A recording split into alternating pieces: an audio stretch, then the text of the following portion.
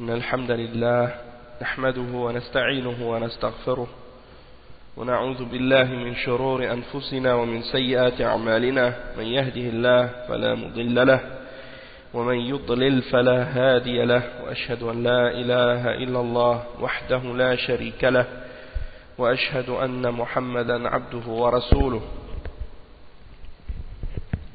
يا أيها الذين آمنوا اتقوا الله حق تقاته ولا تموتن إلا وأنتم مسلمون يا أيها الناس اتقوا ربكم الذي خلقكم من نفس واحدة وخلق منها زوجها وبث منهما رجالا كثيرا ونساء واتقوا الله الذي تساءلون به والأرحام إن الله كان عليكم رقيبا يا أيها الذين آمنوا اتقوا الله وقولوا قولا سديدا يصلح لكم أعمالكم ويغفر لكم ذنوبكم ومن يطع الله ورسوله فقد فاز فوزا عظيما أما بعد إن خير الكلام كلام الله وخير الهدي هدي محمد صلى الله عليه وسلم وإن شر الأمور محدثاتها وكل محدثة بدعة وكل بدعة ضلالة وكل ضلالة في النار أما بعد. Donc on va continuer aujourd'hui.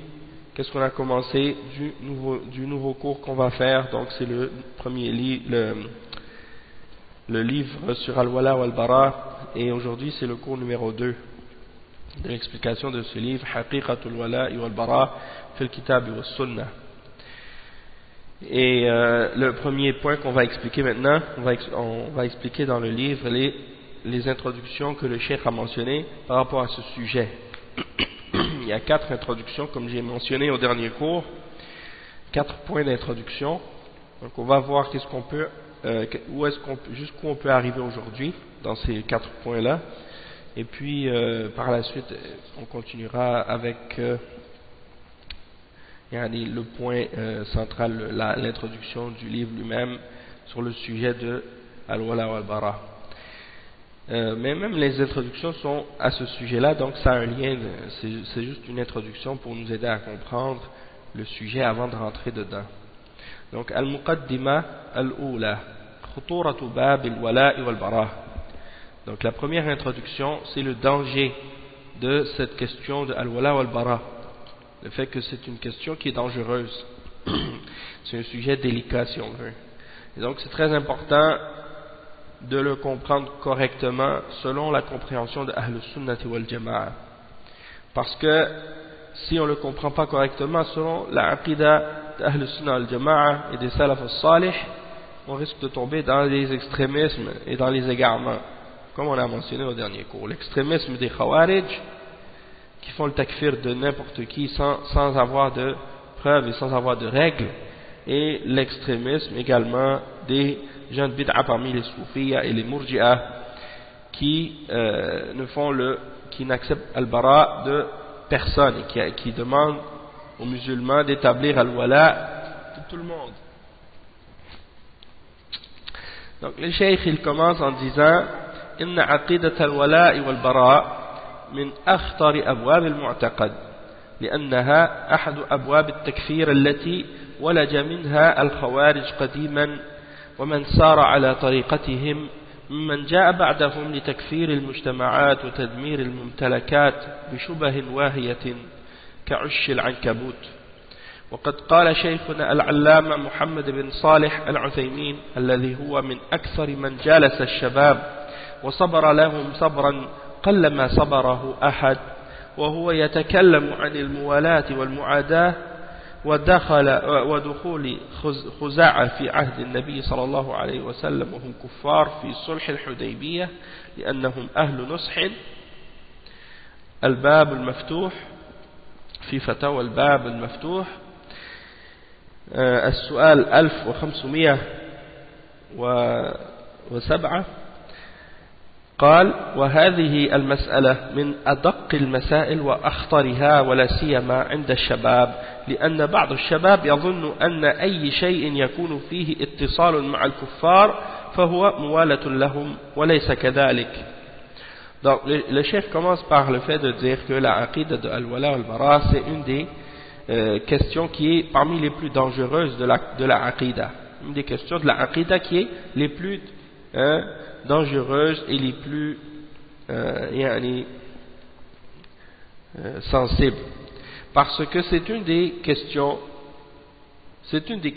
qui est reliée au takfir dans lequel sont rentrés les Khawarij dans le passé et également ceux parmi les Khawarij de notre époque qui sont venus après, c'est-à-dire qui ont suivi les Khawarij sur leur voie et sur leur méthodologie et qui ont commencé à faire le takfir des sociétés musulmanes et à appeler à la destruction et à des attentats terroristes et à détruire les immeubles et les biens et les choses que les gens possèdent et les choses de ce genre et à tuer des innocents en se basant sur des ambiguïtés et des semblants de preuves faibles comparables à la toile de l'araignée tellement elles sont faibles.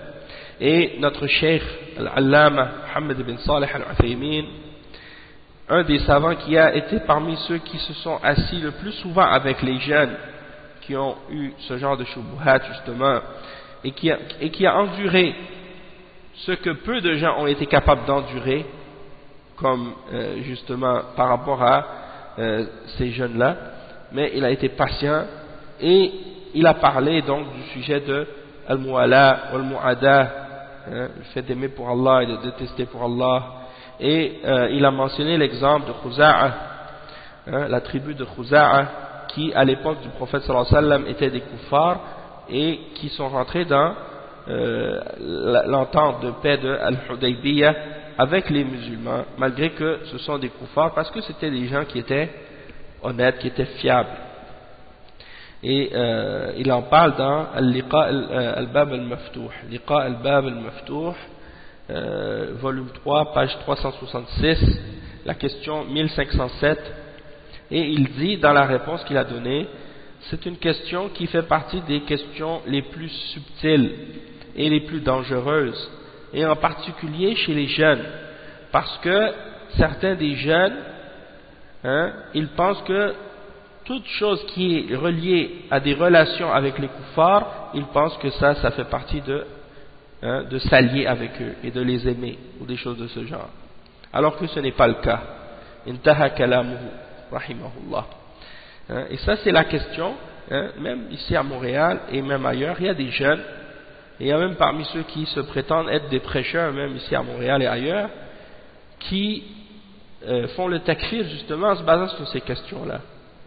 Et qui font le takfir des dirigeants, le takfir des ulama et le takfir des sociétés musulmanes, et qui insultent les dirigeants et qui rentrent dans les manifestations et qui supportent les révoltes et les manifestations et qui supportent toutes ces choses-là au nom de l'islam, alors que tout ça c'est contraire au Coran et à la Sunna et à la voie des salaf al-salih, et on va donc rentrer dans les détails de ça, mais on voit ici dans la parole de Cheikh Ibn Uthaymin qu'il mentionne à quel point ce sujet-là peut être subtil et très dangereux, surtout pour des jeunes qui n'ont pas d'ilm, qui n'ont pas de base et qui prennent les choses de façon générale sans comprendre les principes et les règles. Cheikh il dit ensuite وقد رأيت ذلك بنفسي عيانا في هؤلاء الشباب الذين دخل عليهم الفكر المنحرف من جهة عدم فهمهم لحقيقة الولاء والبراء عند أهل السنة والجماعة، بل صرح أكثرهم إن لم أقل كلهم أنهم لم يكونوا على علم بكثير مما سمعوه من أحكام الولاء والبراء، وأن موالاة الكفار أقسام لكل منهم حكم يختلف عن غيره. ولننقل هنا نصوصا لعلماء في أزمان مختلفة توضح خطورة الانحراف في فهم هذا الباب والتهاون في علاجه في تاريخ المسلمين، لأن الأمر فيه لا يقف على تكفير ولاة الأمر، بل قد يصل بهم إلى تكفير أهل العلم والمجتمعات. Le cheikh il dit, j'ai vu ça de mes propres yeux moi-même chez plusieurs d'entre ces jeunes-là qui sont chez qui est rentrée cette idéologie déviée, du point de vue du fait qu'ils n'avaient pas compris la réalité de ce que signifie al-wala wal-bara selon Ahl-Sunnati wal-Jama'a, et même que plusieurs d'entre eux et si, il dit plusieurs d'entre eux, si ce n'est pas tous, ils ont dit qu'ils n'avaient pas de connaissance de beaucoup de ce qu'ils avaient entendu au sujet des règles de Al-Wala wal-Bara. Ils n'avaient pas de connaissance à propos des règles qui ont rapport avec Al-Wala wal-Bara. Et ils ne savaient pas que les questions qui ont rapport avec le fait d'aimer les kuffars ou de s'allier avec eux c'était divisé en catégories, et que ces catégories-là avaient des verdicts différents selon la catégorie. Et donc, ils ne savaient pas les détails au sujet de ces questions-là. Ils prenaient tout ça comme dans un seul bloc, comme c'est le cas de beaucoup d'ignorants à notre époque, qui ignorent ces choses-là, qui ignorent par exemple que parmi les kuffars, il y a des mu'ahadoun, il y a des musta'manoun, il y a des ahlu zimma, il y a différentes catégories de kuffars, il y a des harbiyoun. Donc eux, ils mettent tous les kuffars dans la même catégorie, c'est-à-dire ils les mettent tous parmi les harbiyoun. Et on sait que le prophète sallallahu alayhi wa sallam a dit que si un musulman, si quelqu'un man qatala mu'ahadan lam yarih ra'ihat al-jannah, le prophète sallallahu alayhi wa sallam a dit celui qui tue une personne qui a une entente de paix avec les musulmans, alors il ne sentira pas l'odeur du paradis.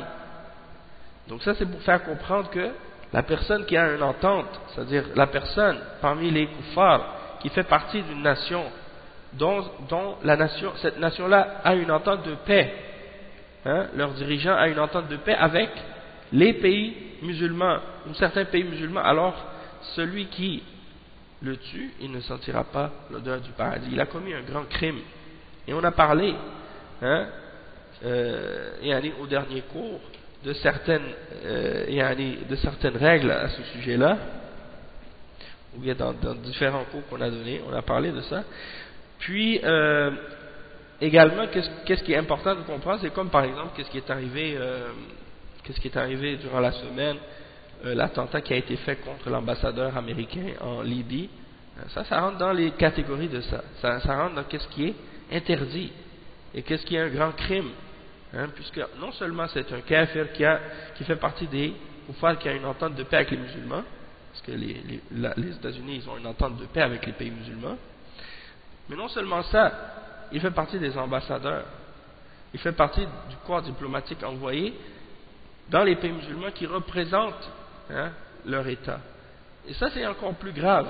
C'est comme à l'époque du prophète sallallahu alayhi wa sallam, le prophète sallallahu alayhi wa sallam a interdit de tuer les gens qui viennent en messager d'une autre nation ou pour un autre roi, ou bien qui viennent en tant que délégation officielle, ou bien des choses de ce genre. Et c'est des gens qui sont sous notre sécurité et notre responsabilité jusqu'à ce qu'ils retournent chez eux. Donc d'atteindre à leur vie de cette façon-là, c'est haram, et c'est un grand crime. Mais les gens ne connaissent pas les règles et ne comprennent pas les règles, et ils pensent donc que c'est quelque chose de simple comme ça. Donc c'est vrai, dans les règles, on va y revenir à ce sujet-là, on va en parler de tout ça. On va expliquer, comme par exemple, qu'est-ce qui a rapport avec Al-Wala wal-Bara de façon détaillée, tout ça on va y revenir. Mais c'est juste pour donner un petit exemple ici, pour nous faire comprendre le danger de ce qui arrive lorsqu'on ne comprend pas ces règles-là. Le cheikh il dit wa inna muwalat al-kuffar wa anna muwalat al-kuffar aqsam. Il y a des catégories dans la question de al-muwalat, et chacune de ces catégories-là a un verdict différent.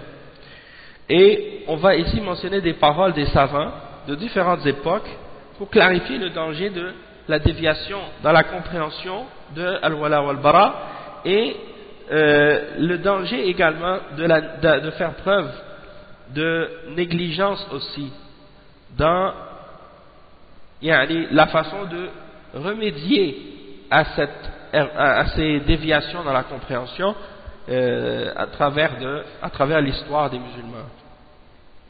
Et Il dit inna al-amr fihi la yaqif ala. Donc la question, ça s'arrête pas seulement au takfir du dirigeant, parce que de faire le takfir du dirigeant, c'est juste le début. Pour les Khawarij, c'est le début.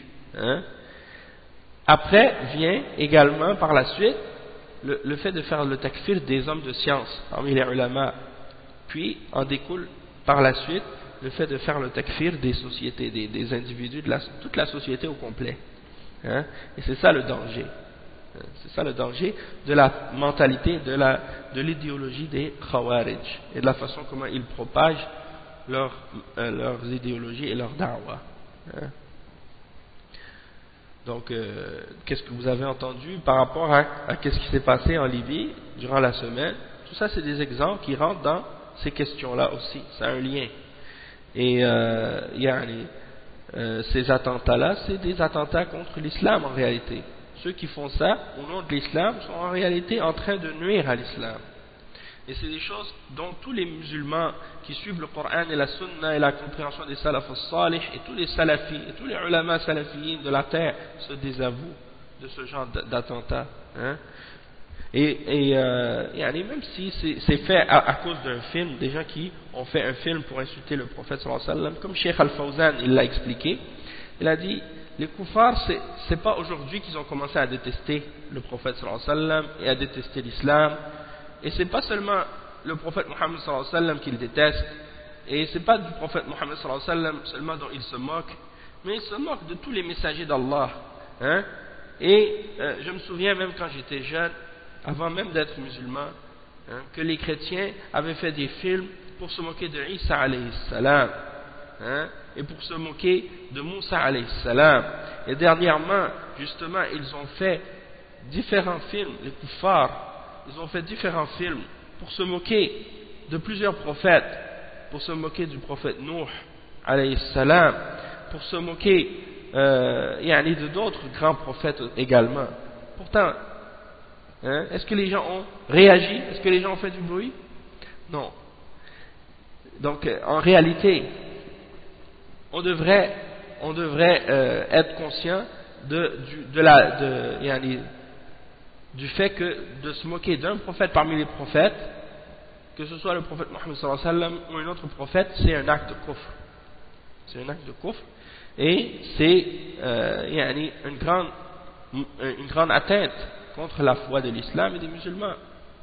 Celui qui se moque de Isa, celui qui se moque de Moussa alayhi salam, celui qui se moque d'Ibrahim, celui qui se moque de Nuh alayhi salam et de tous les prophètes, ça représente une attaque contre la religion de l'islam, parce que ces prophètes-là faisaient tous partie des prophètes de l'islam et des messagers qu'Allah a envoyés avec le message de l'islam qui est le tawhid, qui est l'unicité d'Allah et la foi en l'adoration du Dieu unique. Donc tous les musulmans doivent être conscients de ça, et que le fait que ces kuffars se moquent des prophètes, c'est pas quelque chose de récent, c'est pas quelque chose de nouveau. Allah subhanahu wa ta'ala, il en parle dans le Coran, que les kuffars avaient l'habitude de se moquer, même au temps du prophète sallallahu alayhi wa sallam, ils avaient l'habitude de se moquer de lui, et même d'essayer jusqu'à le tuer. Et combien d'exemples Allah subhanahu wa ta'ala mentionne dans le Coran que le Banu Israël, les fils d'Israël, combien de prophètes ils ont tués. Donc c'est pour nous donner l'exemple et pour nous faire comprendre que ces gens-là, ils ont toujours détesté les prophètes parce qu'ils détestent le message que les prophètes portent, et ils détestent les règles que Allah subhanahu wa ta'ala a révélées, et ils refusent de les suivre en toute arrogance, et donc ils cherchent à se moquer des messagers et des prophètes, et on n'a pas le droit de réagir à ça de n'importe quelle manière, de faire des attentats, de faire des manifestations, de faire du bruit, de détruire, de casser ou de faire des problèmes. De cette façon, c'est pas la méthode et c'est pas la manière pour résoudre ces problèmes-là et ces questions-là. Donc ça c'est juste pour clarifier ça, parce qu'il y en a qui appellent à des démonstrations ou des manifestations, et ça c'est bien entendu c'est contraire à notre voie et notre manhaj. Donc ensuite le cheikh il dit قال شيخ الإسلام ابن تيمية في السياسة الشرعية وذكر مشروعة بذل ولاة الأمور الأموال لمن يرجى نفعه أو دفع ضرره من الكفار، لأن النبي صلى الله عليه وسلم أعطى يوم حنين المؤلفة قلوبهم كافرهم ومسلمهم. وهذا النوع من العطاء وإن كان ظاهره إعطاء الرؤساء وترك الضعفاء كما يفعل الملوك فالأعمال بالنيات، فإذا كان القصد بذلك مصلحة الدين وأهله كان من جنس عطاء النبي صلى الله عليه وسلم وخلفائه، وإن كان المقصود العلو في الأرض والفساد كان من جنس عطاء فرعون. وإنما ينكره ذو الدين الفاسد كذي الخويسرة الذي أنكره على النبي صلى الله عليه وسلم حتى قال فيه ما قال. وكذلك حزبه الخوارج أنكروا على أمير المؤمنين علي رضي الله عنه ما قصد به المصلحة من التحكيم ومحو اسمه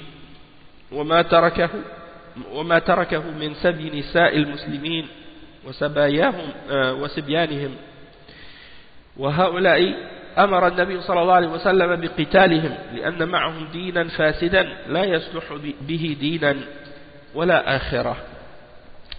Donc le cheikh il explique que Cheikh l'Islam Ibn Taymiyyah il a expliqué dans Sharia Siyasat al-Shar'iyya, le volume 1 à la page 218, il a mentionné qu'il est permis et il est légiféré que le dirigeant donne de l'argent à celui dont il espère du bien et dont il espère un bienfait quelconque, ou à celui dont il souhaite repousser un mal quelconque parmi les kuffars. Donc il est permis pour le dirigeant de donner de l'argent à celui d'entre les kuffars dont il espère un bien, ou à celui d'entre les kuffars dont il souhaite repousser un mal. Parce que le prophète sallallahu alayhi wa sallam, le jour de Hunayn, il a donné à ceux qu'on appelle al-mu'allafati qulubuhum, parmi les kuffars et les musulmans. Al-mu'allafati qulubuhum, ça veut dire quoi? C'est-à-dire ceux dont on sent que le cœur est proche de l'islam, donc on veut les rapprocher de l'islam, on veut raffermir leur foi. Donc on leur donne de ces biens-là pour les encourager et pour les aider. Et donc, le cheikh il dit cheikh l'islam, et ce genre de don, cette sorte de don, même si en apparence ça donne l'impression que c'est le fait de donner aux gens importants et d'abandonner ou de délaisser les faibles, comme le font les rois, il dit, sauf que les actions sont jugées selon leur intention, et que si l'intention, en donnant aux forts et en laissant les faibles, c'est pour le bienfait de la religion et des gens de la religion, alors dans ce cas-là, ça rentre dans la catégorie des dons que le prophète Muhammad sallallahu alayhi wa sallam et que ses successeurs ont fait. Parce que c'était dans ce sens-là qu'ils le faisaient, de ramener un bienfait pour l'islam et pour les musulmans. Mais si c'est fait avec l'intention ou dans le but de chercher à s'élever sur la terre et de faire le désordre, alors là, ça rentre dans la catégorie de dons que Pharaon faisait pour créer le désordre et pour s'élever sur la terre. Donc, si c'est la catégorie de celle de l'exemple du prophète sallallahu alayhi wa sallam, lorsqu'il donnait des dons kuffar ou aux gens qui venaient de se convertir parmi les gens importants pour les encourager et pour les rapprocher, et qu'il faisait ça dans le but d'amener un bienfait pour les musulmans et de repousser un mal, alors il dit que ça, il n'y a personne qui va le condamner, excepté ceux qui font partie de ceux qui ont une religion qui est corrompue, comme par exemple Dhul Khuwaysira. Dhul Khuwaysira, c'est celui, le munafiq qui est venu voir le prophète sallallahu alayhi wa sallam et qui lui a dit: ô Muhammad, sois juste, parce que tu n'as pas été juste.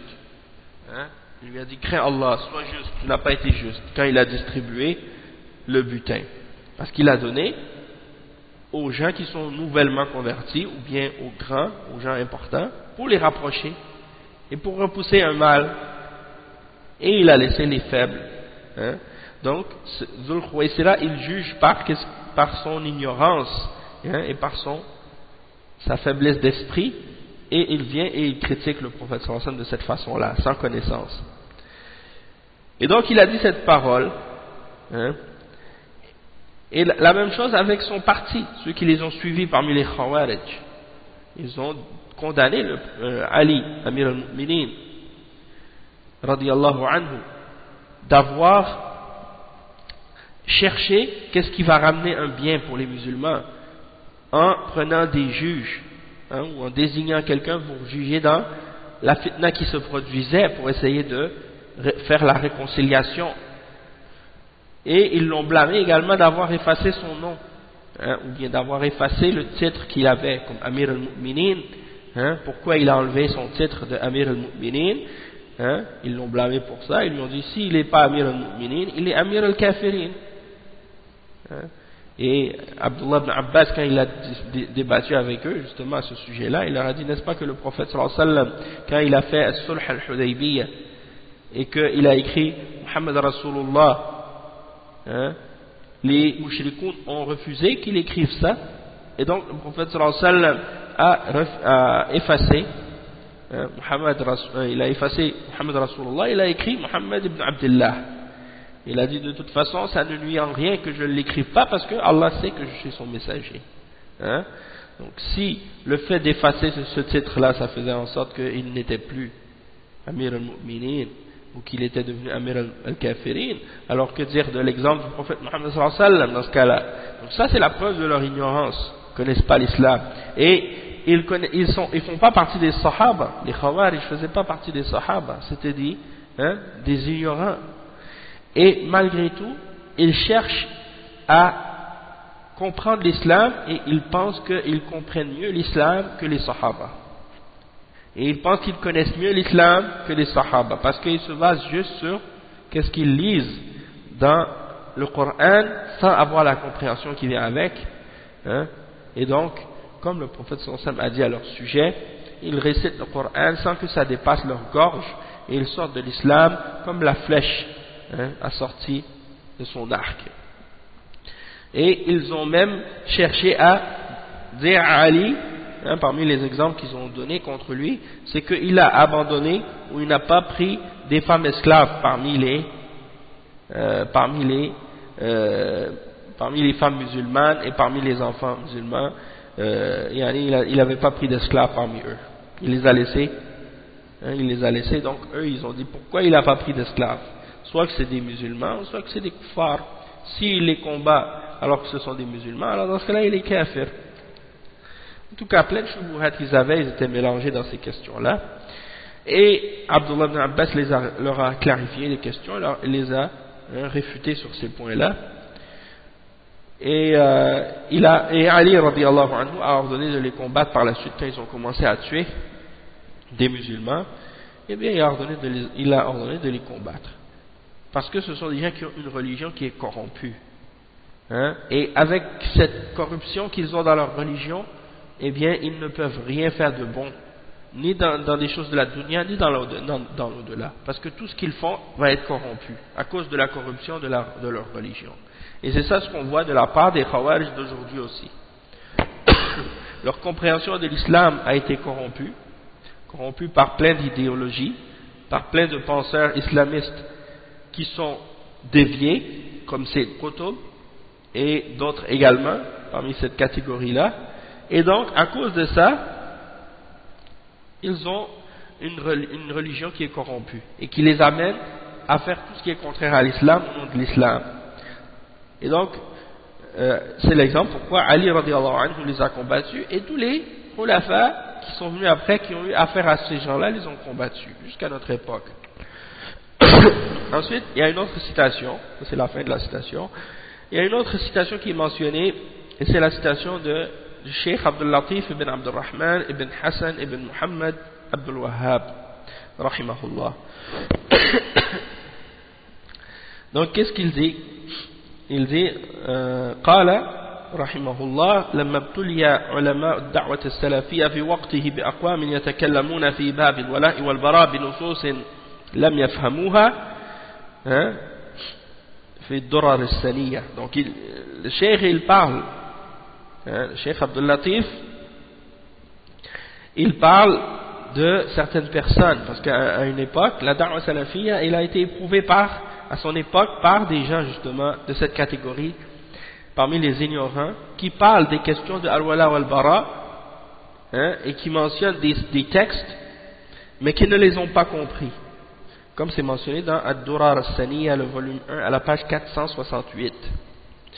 Il dit وَبَلَغَنَا عَنْهُمْ تَكْفِيرُ أئمة المسلمين بمكاتبة الملوك المصريين بل كفروا من خلط من كاتبهم من مشايخ المسلمين ونعوذ بالله من الضلال بعد الهدى والحور بعد الكور قد بلغنا عنكم نحو من هذا وخضتم في مسائل من هذا الباب كالكلام في الموالاة والمعاداة والمصالحة والمكاتبات وبذل الأموال والهدايا ونحو ذلك من مقالة أهل الشرك بالله والضلالات والحكم بغير ما أنزل الله عند البوادي ونحوهم من الجفاء لا يتكلم فيها إلا العلماء من ذوي الألباب من رزق الفهم عن الله وأوتي الحكمة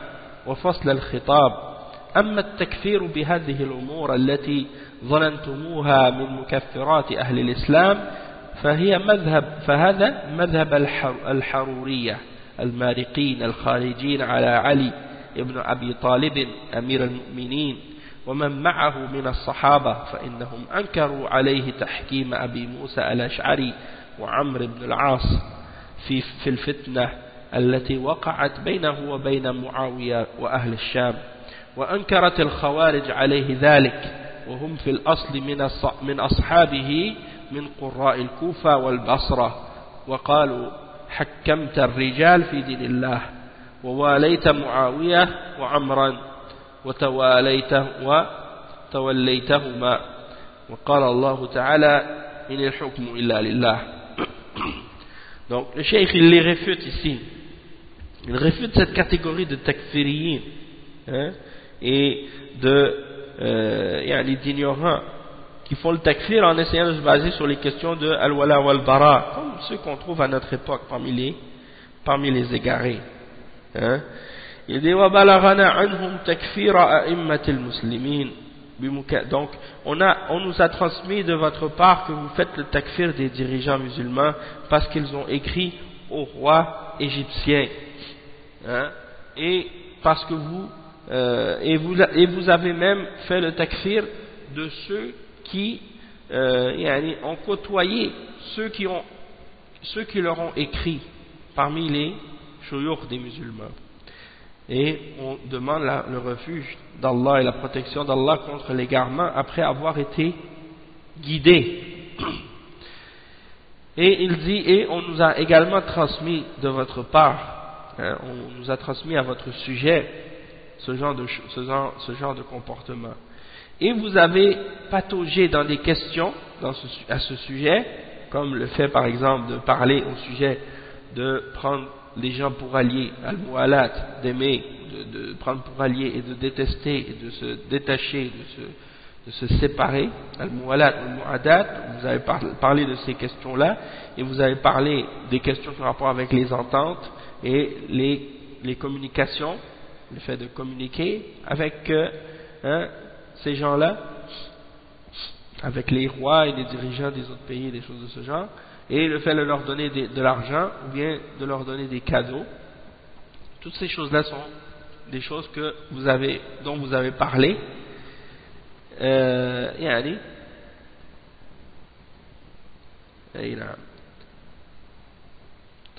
ونحو ذلك من مقالة أهل الشرك بالله والضلالات. Donc les cadeaux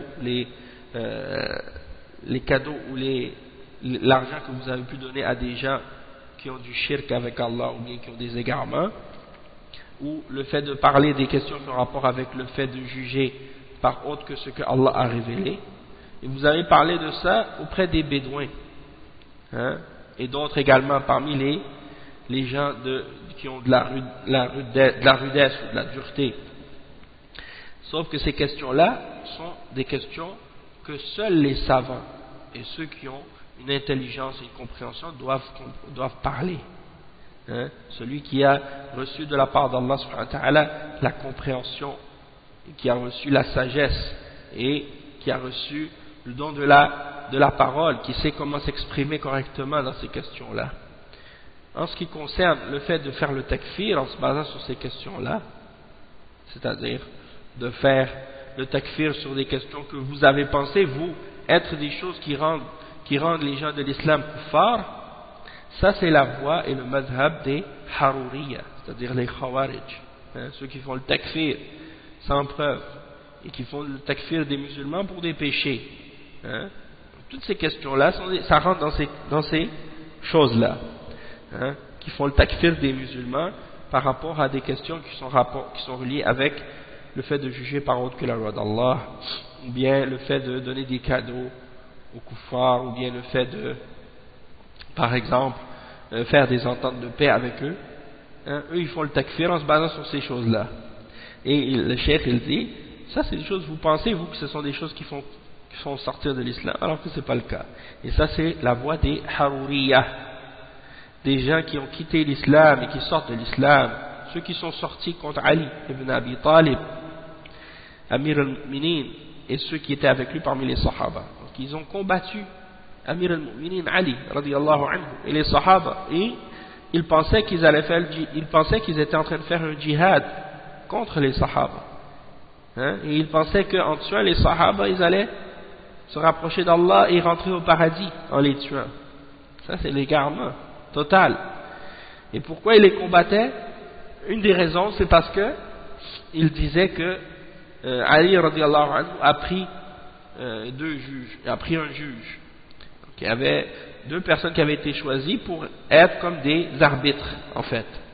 Il y avait Abu Musa al-Ash'ari et Amr ibn al-As. Okay, et ces deux-là ont été choisis comme arbitres ou comme juges pour essayer de régler la question, pour stopper la fitna qui s'était produite entre Ali radiallahu anhu et Muawiyah et les gens de la Syrie à l'époque. Mais les Khawarij ont condamné ça. Ils ont condamné cette entente cette tentative de réconciliation et ont condamné le fait de prendre des juges, hein, pour régler cette question-là, des arbitres. Et qu'est-ce qu'ils ont fait? C'était des gens de Koufa et de Al-Basra, ce qu'on appelle Al-Harura. Ils s'étaient réunis dans une région qu'on appelle Harura, et ils ont accusé Ali radiallahu anhu d'avoir pris des juges dans la religion d'Allah, d'avoir pris des hommes comme juges dans la religion d'Allah, et d'avoir pris pour alliés Muawiyah et Amr, et que pour eux ça c'était du kufr, hein? Et ils ont cité même un verset qui dit Inil hukmu illa lillah, le jugement n'appartient qu'à Allah. Donc ils ramenaient ça comme shubha. Et dans l'histoire de la rencontre entre Abdullah ibn Abbas et les Khawarij, on voit que Abdullah ibn Abbas a réfuté cette shubha et toutes les autres shubuhat qu'ils ont ramenées. Les plus importantes shubuhat qu'ils avaient, Abdullah ibn Abbas les a réfutées complètement. Il a dit, n'est-ce pas que Allah subhanahu wa ta'ala dans le Coran, il nous ordonne parfois de prendre des juges dans certaines situations, hein, comme par exemple dans le mariage, quand il y a une discorde, et quand il y a des problèmes entre un homme et sa femme, Allah subhanahu wa ta'ala il ordonne de prendre un juge de par leur famille, et un juge de la famille de l'homme et un juge de la famille de la femme, pour essayer de faire une réconciliation. فَحَكَمًا مِنْ أَهْلِهِ وَحَكَمًا مِنْ أَهْلِهَا. Il a dit, n'est-ce pas que ça c'est plus important qu'une dispute entre un homme et sa femme dans un mariage? Donc il a donné des arguments, il a mentionné plein d'autres exemples aussi à ce sujet-là. Donc c'est la preuve que dans certaines choses c'est permis, hein, et que c'est pas kufr de le faire. Donc c'est pour réfuter, parce que c'est des gens qui sont ignorants. Et Abdullah ibn Abbas radiyallahu anhu, il est revenu avec 2000 parmi les Khawarij qui ont fait tawbah, qui se sont repentis et qui sont revenus, tandis que les autres sont restés. hein, et les Sahaba les ont combattus et les ont exterminés. Ça c'est la deuxième citation. La troisième citation c'est la parole de Cheikh Salih al-Fawzan, hein. Il dit وقال الشيخ العلامة صالح بن فوزان الفوزان عمن يطعن في العلماء ويفسقهم أو يكفرهم لضعف فيهم في الولاء والبراء. Il dit dans Al-Fatawa al-Shar'iyya, يعني je ne sais pas si c'est la page 102 ou le numéro 102, il dit قال تعالى قل إنما حرم ربي الفواحش ما ظهر منها وما بطن والإثم والبغي بغير الحق وأن تشركوا بالله ما لم ينزل به سلطانا وأن تقولوا على الله ما لا تعلمون. فلا يجوز للجاهل أن يتكلم في مسائل العلم ولا سيما المسائل الكبار مثل التكفير والجهاد والولاء والبراء.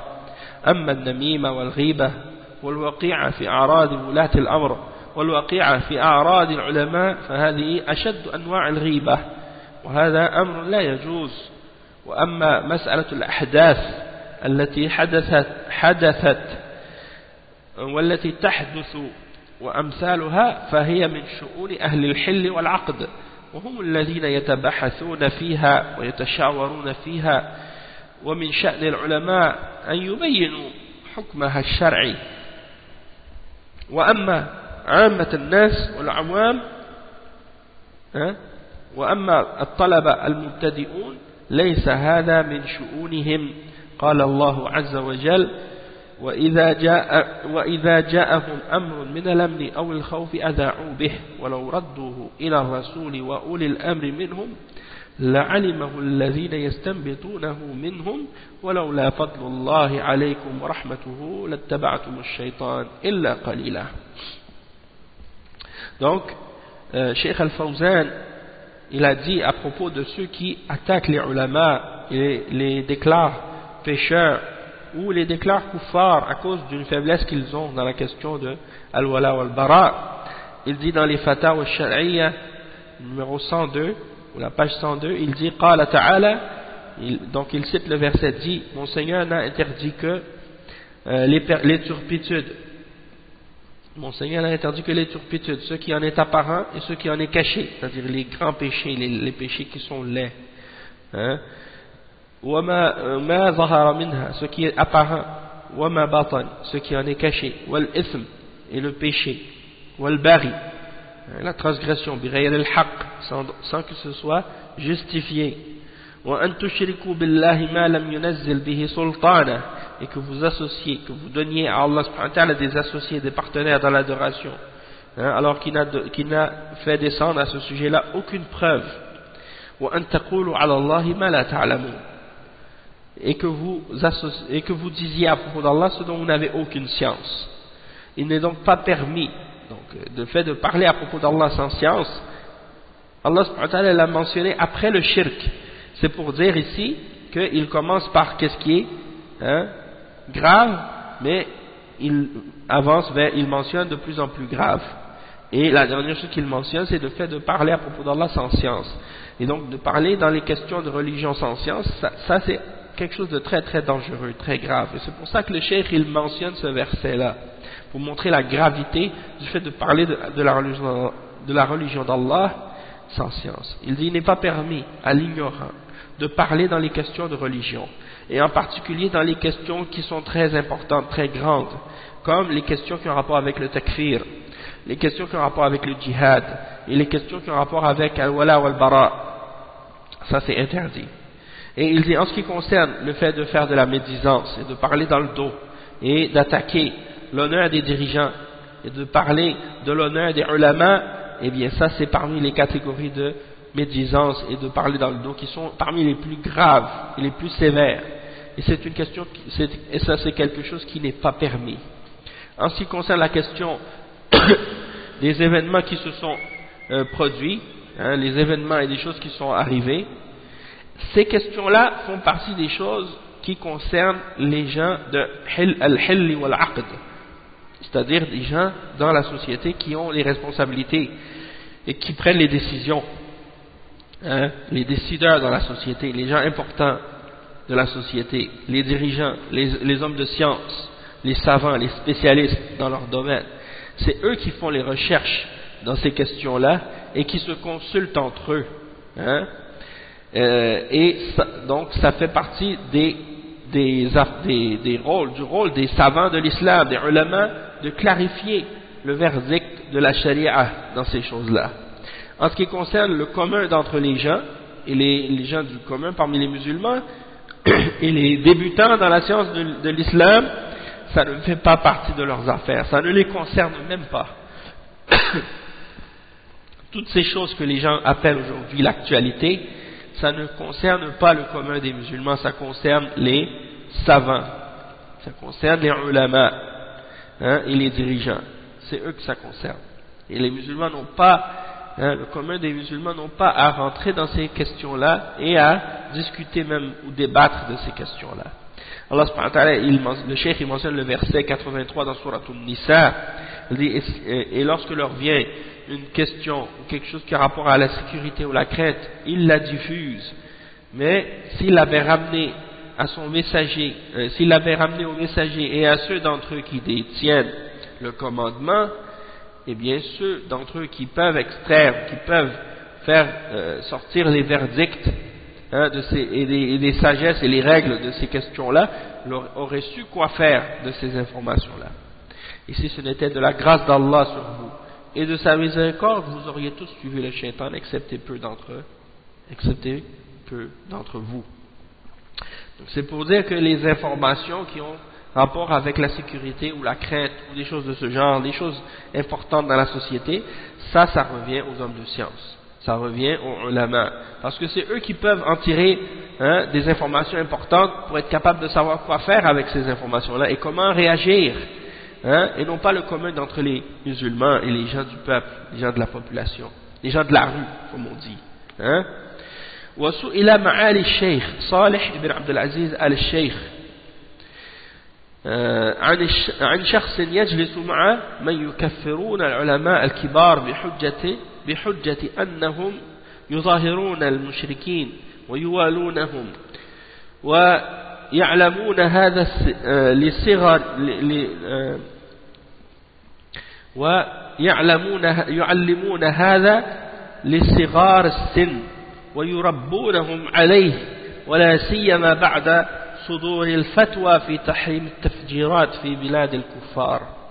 فبين الشيخ أن النبي صلى الله عليه وسلم اعترض عليه معترض في قسمته للمال بعدم العدل وخرج في عهد عثمان وعلي رضي الله عنه من اتهمهما بالكفر.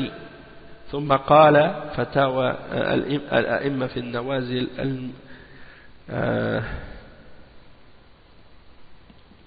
الملدهمة, la page 249. أولا الواجب على كل مؤمن بالله جل وعلا ويرجو لقاءه ويخشى لقاءه أن يحذر أتم الحذر أن يقول بلا علم وأن يتجرأ على ما ليس له به حجة سيما في مسائل الاعتقاد ومسائل الإيمان والتكفير ومسائل الحلال والحرام. وإذا كان في الحلال والحرام قال الله جل وعلا ولا تقولوا لما تصف ألسنتكم الكذب هذا حلال وهذا حرام لتفتروا على الله الكذب إن الذين يفترون على الله الكذب لا يفلحون متاع قليل ولهم عذاب أليم. هذا فيما يقوله بعض من ليس له حجة بلفظ هذا حلال وهذا حرام وليس عنده بينة. وجميع مسائل القول على الله بلا علم في مسائل العمليات والفقهيات ومسائل العقيدة وهي أشد تدخل في هذا السبيل ولهذا حرم الله جل وعلا أن يقفو المرء ما ليس له به علم وأن يقول ما ليس له به علم كما قال جل وعلا. On va expliquer jusqu'à maintenant qu'est-ce qu'on a dit. On a posé la question au grand cheikh, le cheikh Salih al-Cheikh, au sujet de la personne qui s'assoit avec les gens qui font le takfir des ulama, des grands ulama, en se basant sur l'argument qu'ils prennent pour alliés et ils aident les mouchriquines, et ils enseignent ça aux jeunes, ils les éduquent, ils les élèvent sur ça. Et ça, on retrouve des gens ici, même à Montréal, qui enseignent ça aux jeunes et qui les éduquent sur ces idées-là, qui font le takfir des ulama et des dirigeants.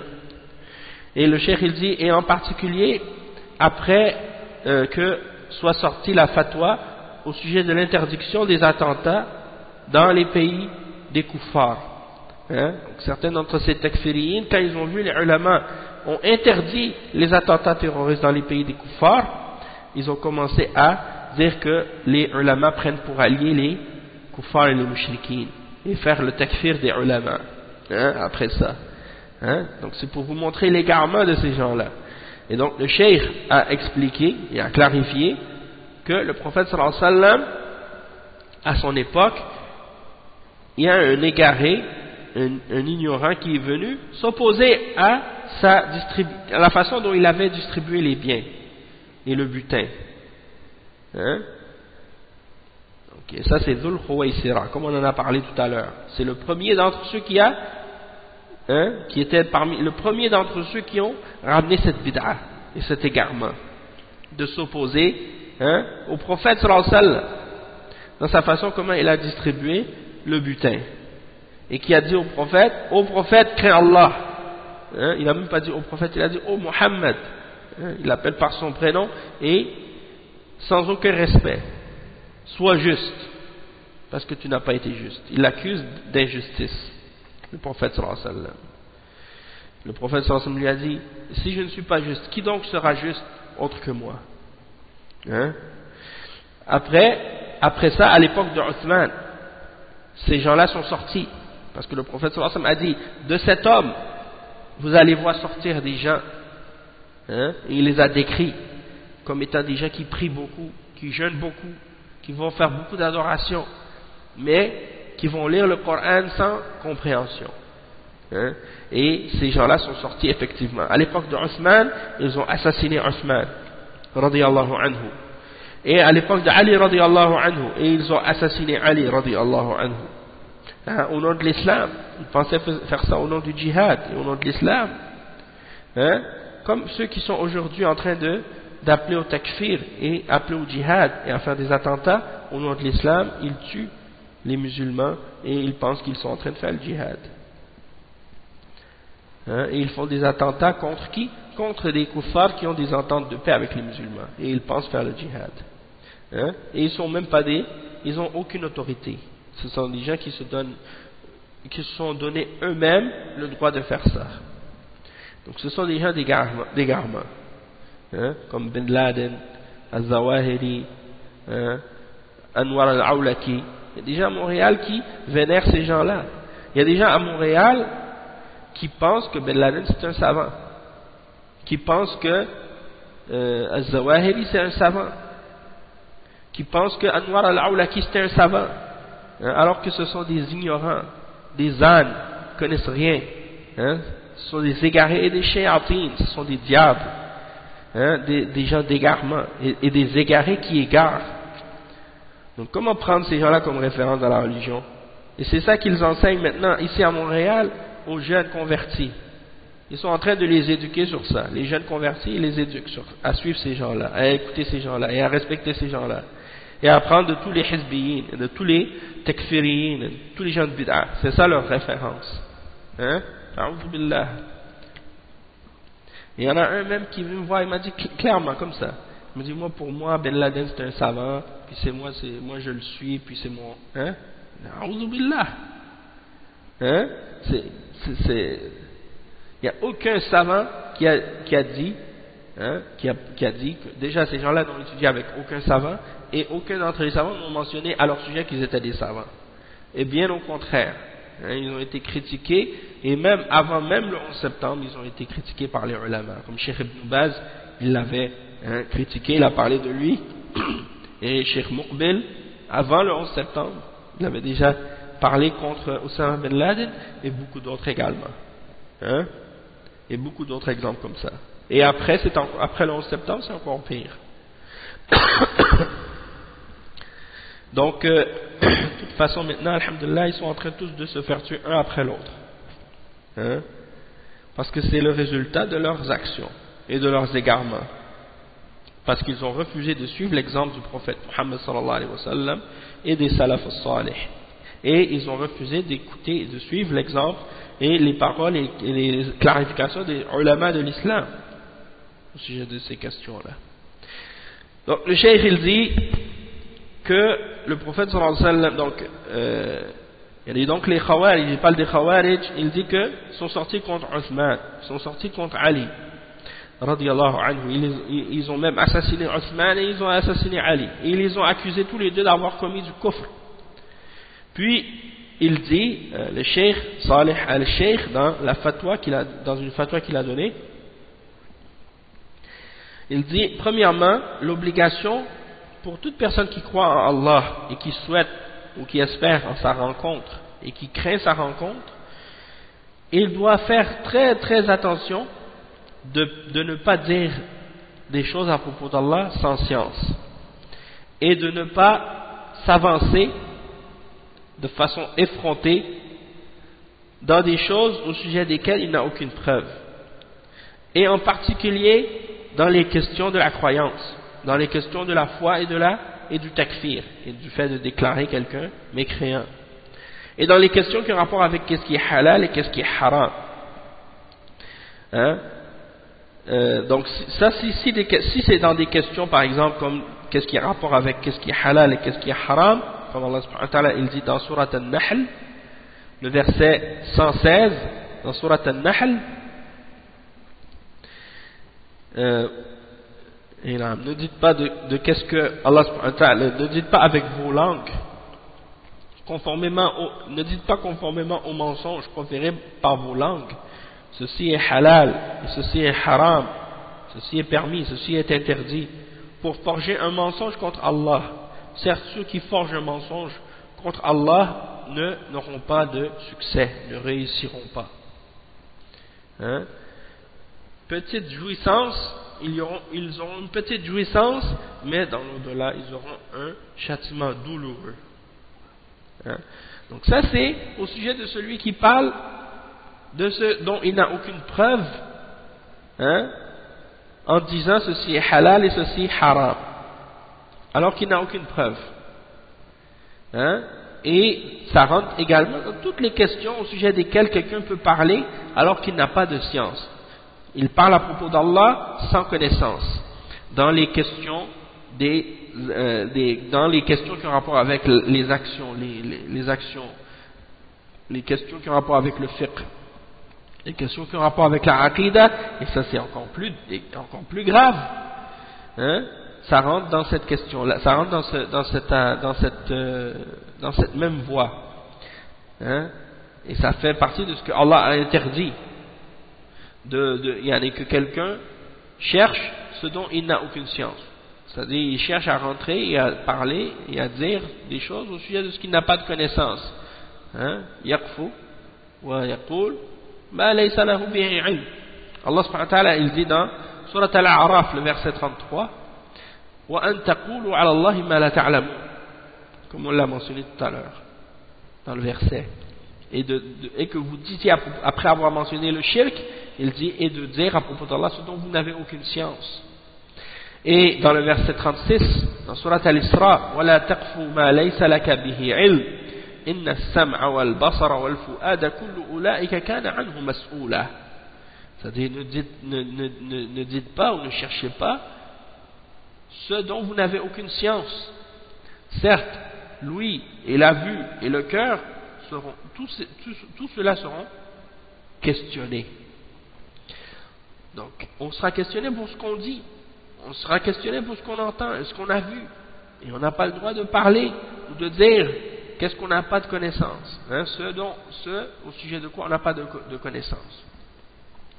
Le cheikh il explique, il dit le takfir, ça signifie, le cheikh il dit le takfir معناه الحكم بالخروج من الدين والحكم بالردة والحكم بالردة على مسلم ثبت إسلامه لا يجوز إلا بدليل شرعي يقيني بمثل اليقين الذي حصل بدخوله في الإيمان والأصل في ذلك قول الله جل وعلا في سورة براءة في ذكر المنافقين وكفروا بعد إسلامهم وفي آية أخرى قد كفرتم بعد إيمانكم وفي آية سورة آل عمران قال الله جل وعلا إن الذين كفروا بعد إيمانهم ثم ازدادوا كفرا ونحو ذلك في أن المؤمن أو من أسلم أو من آمن قد يخرج من الدين ولكن ضبطها أهل السنة والجماعة بضوابط كثيرة معلومة ثم إن أهل السنة يفرقون بين الكلام على الفعل والقول والعمل بأنه كفر وقيام هذا العمل بمكلف هل هو يخرج من الدين أم لا لأن المكلف قد يكون جاهلا ببعض المسائل وقد يكون متأولا وقد يكون لم تبلغه الحجة التي يصير بها قد قامت عليه الحجة وقد يكون معذورا وقد لا يكون وهذه تحتاج إلى إقامة شروط وانتفاء موانع فأهل السنة وسط في هذا الباب بين الخوارج الذين يكفرون بالذنب ويكفرون بمطلق الحكم بغير ما أنزل الله وبمطلق الموالاة للكفار ونحو ذلك وأشباهه وما بين المرجئة الذين لا يرون من ثبت إيمانه أنه يخرج من الإيمان بفعل أو بقول أو باعتقاد. Donc le cheikh il continue en disant que le takfir ça signifie de faire un jugement que quelqu'un est sorti de la religion et de juger de son apostasie et de juger de l'apostasie d'un musulman dont l'islam a été établi de façon certaine. Ce n'est pas permis excepté avec une preuve de la charia qui est certaine, hein, qui est équivalente à la certitude de son entrée dans l'islam et de son entrée dans la foi. Et à la base de ça, c'est qu'est-ce que Allah subhanahu wa ta'ala a mentionné dans Surat Bara'a en mentionnant les munafiqin, il dit wa kafaru ba'da islamihim. Verset 74 dans Surat Tawbah, et ils ont mécru après leur islam. Et dans un autre verset wa kafartum qad kafartum ba'da imanikum, dans un autre verset, le verset 66 dans Surat Tawbah, et vous avez mécru après avoir eu la foi. Et dans le verset de Surat Al-Imran, Allah subhanahu wa ta'ala il dit inna alladhina kafaru ba'da imanihim thumma izdadu kufra, ceux qui ont mécru après avoir eu la foi puis ont augmenté en mécréance, hein? Wa nahwu dhalik, donc des choses semblables peuvent se produire de la part d'un musulman, c'est-à-dire peuvent se produire le fait qu'un musulman ou quelqu'un qui s'est converti, c'est possible qu'il quitte l'islam, qu'il quitte la religion, mais ça c'est établi et c'est relié à des règles et à des principes que les gens de Ahl Sunnah wal Jama'a ont clarifiés, et ce sont des règles qui sont nombreuses et qui sont connues. Puis en même temps, les gens de Ahl Sunnah wal Jama'a font une distinction entre le fait de parler de l'action elle-même, de la parole, comme par exemple le fait de dire telle parole c'est une parole de kufr, ou de dire telle action c'est une action de kufr, hein, ça c'est une chose. Puis ensuite, la personne qui a fait cette action-là par la suite, est-ce qu'elles sont de la religion ou non? Ça c'est deux questions différentes, complètement différentes. Ça veut dire que on peut s'entendre sur le fait qu'une parole, telle parole c'est kufr, ou telle action c'est kufr, mais de là à prendre ce verdict-là à propos de l'action et à propos de la parole, et de l'appliquer sur l'individu lui-même, un individu spécifique et particulier, ça nécessite des preuves, et ça nécessite des règles et des principes. C'est pas automatique que quelqu'un fait ou dit quelque chose qui est kufr, alors automatiquement, ah, il est kafir. Non, c'est pas comme ça que ça fonctionne. Le cheikh il dit, parce que quelqu'un pourrait dire quelque chose qui est kufr, ou faire quelque chose qui est kufr, ou shirk, hein, et il est ignorant de certaines règles, de certaines questions. Ou bien parfois il a mal compris quelque chose. Il a compris quelque chose mais incorrectement. Ou bien que la preuve ne lui est pas parvenue. La preuve par laquelle on dira que la preuve a été établie contre lui. Eh bien, il n'a pas reçu cette preuve, elle ne lui est pas parvenue. Donc, c'est possible qu'il soit excusé à cause de ça. C'est possible qu'il soit excusé, c'est possible qu'il ne soit pas excusé. Donc, ça c'est des exemples qui montrent que il faut établir certaines conditions doivent être présentes et certains empêchements doivent être éliminés avant de pouvoir juger qu'un individu spécifique, qu'une personne en particulier a effectivement sorti de l'islam. C'est pas aussi simple que les Khawarij le prétendent ou le pensent. Donc le cheikh il dit فأهل السنة, les gens de la sunna sont des gens qui sont dans le juste milieu dans les questions qui ont rapport au takfir et à ces questions, aux questions qui ont rapport avec le takfir et le kufr et des choses de ce genre. Donc le cheikh il dit les gens de la sunna sont au juste milieu entre les Khawarij et les Murji'a dans ces questions-là. Les Khawarij qui font sortir de l'islam tout musulman qui commet un péché, ou tout musulman qui juge de façon générale par autre que la loi d'Allah, sans rentrer dans les détails et les catégories. Donc, eux non. Depuis que quelqu'un juge par autre que la loi d'Allah, ça y est, c'est un kafir. Sans expliquer les différentes catégories, les différentes situations, les différents cas, les différentes personnes. Non, ça c'est pas important pour eux. Depuis que tu commets un grand péché ou tu juges par autre que la loi d'Allah de façon générale, kafir. Ou bien ils font le takfir également juste parce qu'ils disent ah lui il a pris un tel comme allié parmi les kuffars. Donc ça veut dire qu'il est kafir. De façon générale, sans expliquer les différentes catégories et les différents cas. Il y a des cas qui ne sont pas kufr majeurs, que c'est des kufr mineurs, et parfois c'est des péchés seulement. Donc tu vas juger ça de façon générale, tu prends ça de façon générale, et tu ne distingues pas entre les catégories, tu tombes dans l'extrémisme. Donc ça c'est un extrême, puis à l'autre extrême c'est l'extrême des Murji'a, qui considèrent que du moment que quelqu'un est rentré dans la foi, il ne peut plus en sortir, peu importe la parole, ou peu importe l'action ou la croyance qu'il a par la suite. Et ça c'est l'autre extrême. Je pense que la foi, elle diminue jamais, elle baisse pas. Elle est stable et constante, et pareil pour tout le monde. Tout ça c'est des exemples d'égarement de la part de ces gens-là. Donc ça c'est ce qui vient clarifier le danger de rentrer dans la question de al-wala ou al-bara et d'en parler sans connaissance. La deuxième introduction à ce sujet-là, ça s'intitule Junud Judud li harb ad-da'wati salafiyya, c'est-à-dire des nouvelles armées pour combattre la da'wa salafiyya, des armées nouvelles pour combattre la da'wa salafiyya. Cheikh il dit, et ça c'est bien parce que ça nous met dans le contexte, ça nous explique vraiment bien comme il faut qu'est-ce qui se passe.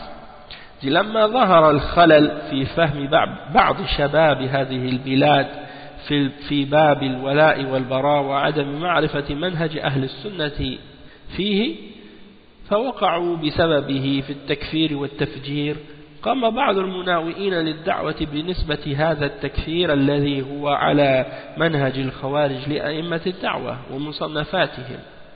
لقد كان العداء الديني للدعوة السلفية فيما مضى ينبع من خارج البلاد، والتاريخ يحكي كم من الكتب ألفها أهل البدع والضلال لتشويه هذه الدعوة التجديدية الصافية التي أخرج الله بها فئاما من الناس من ظلمات الشرك والبدع والضلالات إلى نور التوحيد والسنة والهدى مع ضراوة هذا العداء وكثرة الأعداء بقيت هذه الدعوة بدولتها متجددة شامخة قائمة جامعة بين صفاء المنهج وقوة الجانب حتى دخلنا في هذه المرحلة الحرجة التي جند فيها أعداء هذه البلاد ودعوتها بعض أبناء هذه البلاد المتدينين من يقوم بهذا الدور عنهم خير القيام فاستغلوا وقتا حرجا مر به أهل هذه البلاد من حكام وعلماء بعد أحداث ضرب أبراج تجارية في أمريكا فتكالب أعداء الخارج من النصارى مع أعداء الداخل من الصوفية والرافضة والليبراليين للطعن في أهم ما قامت عليه هذه البلاد بل هو سر بقائها هذه السنين المديدة ألا وهو منهجها وعقيدتها. Donc on va traduire cette partie. Le cheikh explique que on a vu que lorsqu'est arrivé certaines défaillances dans la compréhension de certains jeunes de ce pays dans la question de al-wala wal-bara et du fait qu'ils n'ont pas connu à ce sujet-là la méthodologie de Ahl-Sunnah wal-Jama'a, ils sont tombés à cause de ça, ils sont tombés dans le takfir, ils sont tombés dans le terrorisme, dans les attentats terroristes aussi. Et certains ennemis et certains opposants de la da'wah ont essayé d'attribuer ces attentats et ce takfir sur lequel ces gens-là sont, qui est le manhaj des Khawarij, aux imams de la da'wah salafiyya et à leurs écrits. Donc ils ont essayé d'attribuer le manhaj des Khawarij que ces jeunes ont adopté, qui n'a rien à voir avec l'islam, qui n'a rien à voir avec le Coran et la Sunna, qui n'a rien à voir avec le manhaj des salaf, qui n'a rien à voir avec la voie et la méthodologie des ulama et des imams de la da'wah salafiyya en Arabie Saoudite. Ils ont essayé de l'attribuer, cette voie des Khawarij, aux imams de la da'wah salafiyya et à leurs écrits et à leurs livres. Et le cheikh explique qu'auparavant, l'opposition et l'animosité religieuse vis-à-vis de la da'wah salafiyya dans le passé, elle prenait source à l'extérieur des pays de l'Arabie Saoudite.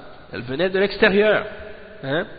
Et l'histoire mentionne et rapporte également qu'il y a eu de nombreux livres écrits par les jeunes bid'ah et d'égarements qui ont essayé de salir la réputation et l'image de cette da'wah de réforme qui est pure, par laquelle Allah subhanahu wa ta'ala a fait sortir nombreuses personnes des ténèbres, du shirk et des innovations et de l'égarement vers la lumière du tawhid, de la sunna et de la guidance.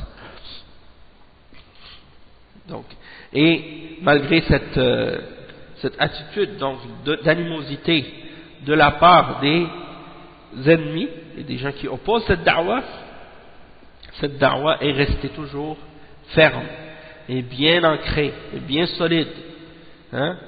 Cette da'wah de réforme est restée ferme et établie. Et elle a réuni la pureté dans sa méthodologie et la force en même temps.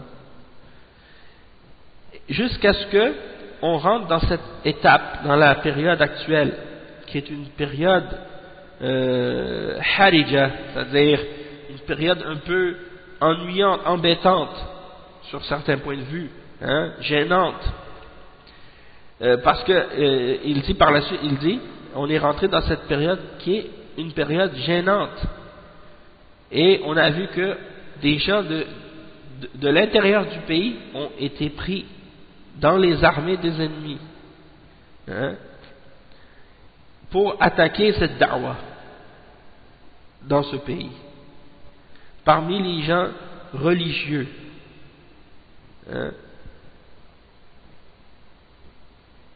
Et puis c'est comme si ils ont pris la relève de ces ennemis à l'extérieur pour combattre à l'intérieur.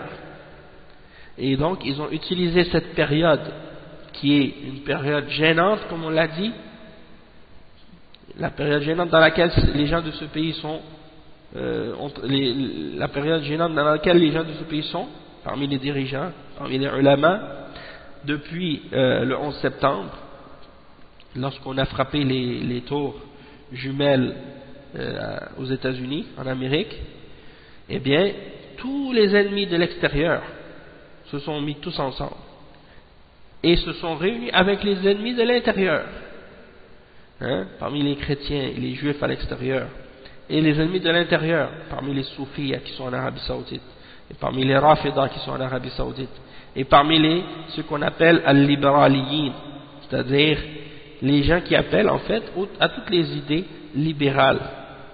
En Arabie Saoudite, il y a cette catégorie-là, ceux qui ont comme idéologie la laïcité, la démocratie, les droits de l'homme, tout ce qui est, tous des éléments qui sont des éléments occidentaux, eux ils se réfèrent à ces valeurs-là, parmi les gens de l'Arabie Saoudite. Et c'est des gens qui, donc de l'intérieur, essaient d'attaquer, de combattre cette da'wah. Et donc, ils se sont tous réunis ensemble pour essayer de combattre et d'attaquer ce sur quoi ce pays-là est établi. Et pour attaquer ce qui est le secret de sa stabilité à travers toutes ces années, c'est-à-dire sa méthodologie et sa aqidah. Donc maintenant ils se sont acharnés et ils ont attaqué cette base-là. Sous prétexte que c'était cette base-là qui a eu comme résultat, ou qui a été la cause de l'apparition des formes d'extrémisme et d'égarement dans laquelle sont tombés les Khawarij, qui ont appelé aux attentats terroristes et qui ont fait le takfir. Alors que ça n'a aucun rapport. C'est pas la aqidah du Cheikh Mohammed ibn Abdul Wahhab qui a amené ces gens-là à tomber dans la voie des Khawarij. Parce que le Cheikh Mohammed ibn Abdul Wahhab lui-même a combattu les Khawarij et leurs idéologies, et leurs croyances, et leurs méthodologies. Il les a combattus dans ses écrits. Il n'a jamais supporté les Khawarij et les takfirin, jamais. Bien au contraire. Et quand on le lit dans ses lettres et dans ses livres, on voit qu'il réfute les Khawarij et les takfirin et leurs fondements. On a juste à lire par exemple Usul al-Sitta. Usul al-Sitta, dans les premiers fondements, les trois premiers, il explique. Le premier c'est sur al-Ikhlas, le deuxième c'est sur justement le fait de rester uni, et le troisième c'est sur l'obéissance aux dirigeants. Donc comment quelqu'un par la suite va dire que ça c'est le manhaj des Khawarij? En plus il réfute, le cheikh il réfute ceux qui appellent à déclarer kafir un musulman pour un péché qu'il a commis. Et il dit que ça c'est la voie des Khawarij. Donc ça n'a rien. Et ses étudiants et ceux qui l'ont suivi par la suite, génération après génération, ils ont tous réfuté les Khawarij aussi.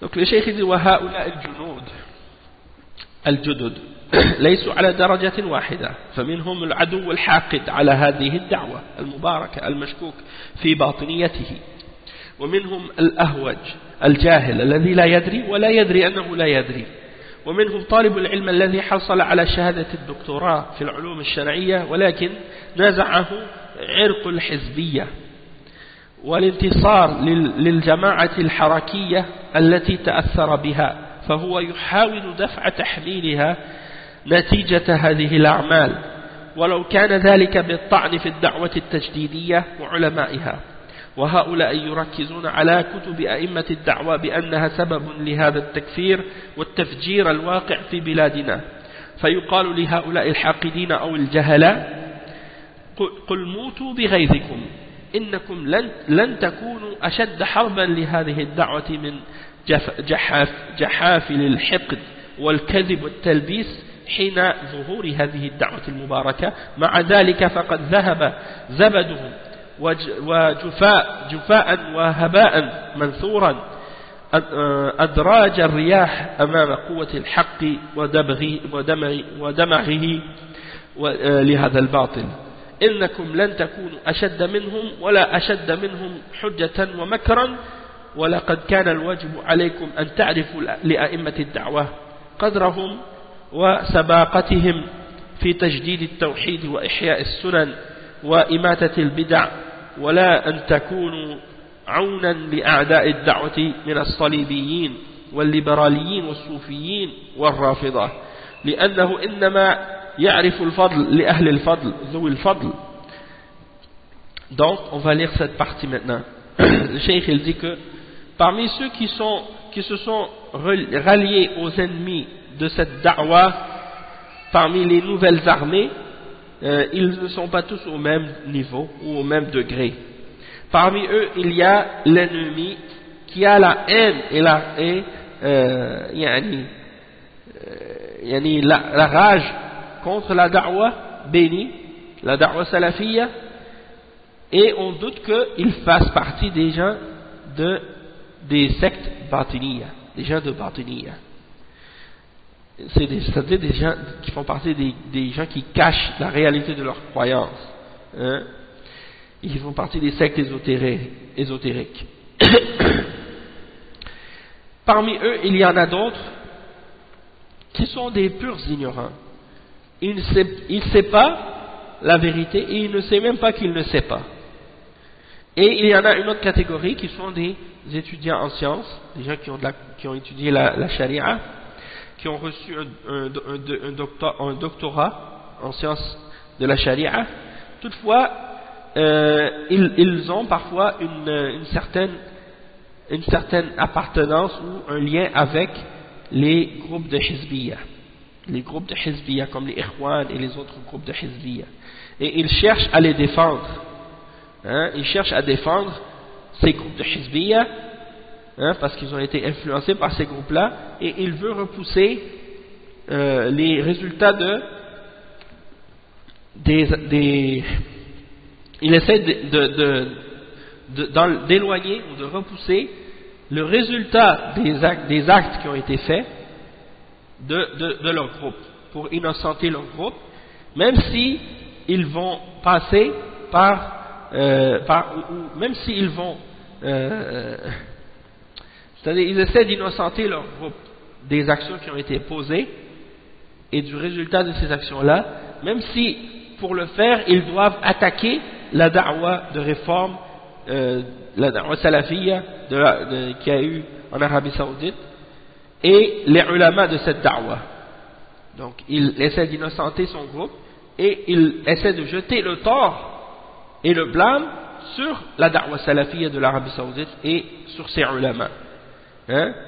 Donc il cherche, hein, comme on dit, il cherche un bouc émissaire pour mettre le blâme sur ce bouc émissaire pour éloigner son groupe du blâme, alors que c'est son groupe qui est responsable et qui fait partie des gens qui ont été à la base de ces problèmes. Le cheikh dit et ceux-là ils se basent sur les livres des imams de la da'wa et ils prétendent que ce sont ces livres-là qui ont été à la cause du takfir et des attentats terroristes qui se sont produits dans nos pays. Et il dit, et la réalité c'est tout à fait faux, c'est-à-dire c'est tout à fait faux, et on dit à ces gens-là qui ont cette rage ou cette ignorance en eux, mourrez de votre rage, comme Allah subhanahu wa ta'ala dit dans le Coran, dit mourrez de votre rage, qul mutu bi ghayzikum, parce que vous ne pouvez pas être plus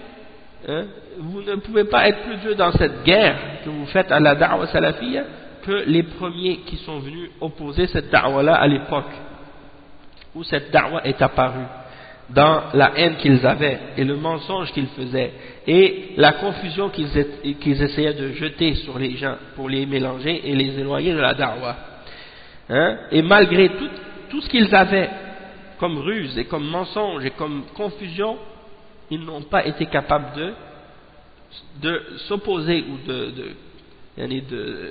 de s'opposer et de stopper cette da'wa, et au contraire, hein, tous leurs efforts ont été réduits en poussière, éparpillés par le vent, hein, et ils n'ont pas pu tenir tête à la force de la vérité et à la destruction toutes les faussetés qu'ils ont ramenées. Hein? Donc, vous n'êtes pas plus fort qu'eux, et vous n'êtes pas plus grand qu'eux en preuve et en ruse. Hein? Et il aurait été obligatoire pour vous plutôt de reconnaître aux imams de cette da'wah le niveau qui leur revient, le fait qu'ils vous ont précédé et qu'ils ont précédé dans la réforme du tawhid et dans le fait de faire revivre les sunan et de faire mourir les innovations. Hein? Donc pourquoi vous n'avez pas été des aides pour ces imams, et pourquoi vous avez décidé d'être des aides pour les ennemis de la da'wah parmi les chrétiens, parmi les juifs, parmi les libéralistes, parmi les soufis, parmi les rafidah, hein? Parce que personne ne peut reconnaître le mérite de celui qui a le mérite, excepté celui-là même qui fait partie des méritants et de ceux qui ont le mérite. Hein? Celui qui est un homme de mérite, il reconnaît le mérite à qui il revient. Mais celui qui n'a pas de mérite, hein, il n'est pas capable de reconnaître ce mérite-là. Là, ensuite de ça, il commence à citer une parole de Cheikh Abdurrahman al-Sa'di au sujet justement des ulama du Najd. Et il mentionne, la question c'est, quel est notre devoir, hein, quel est notre devoir et quelle est notre obligation envers les ulama du Najd. Et ça c'est la question, et le Cheikh al-Sa'di il répond à cette question-là dans son livre Majmou' al-Fawaid wa Ikhtinas al-Awabid, le point 111. On va s'arrêter ici nous pour aujourd'hui parce que le temps est arrivé pour nous de s'arrêter. On a fait le temps prévu pour le cours, mais on continuera l'explication de cela Inch'Allah dans le prochain cours bi'idhnillah.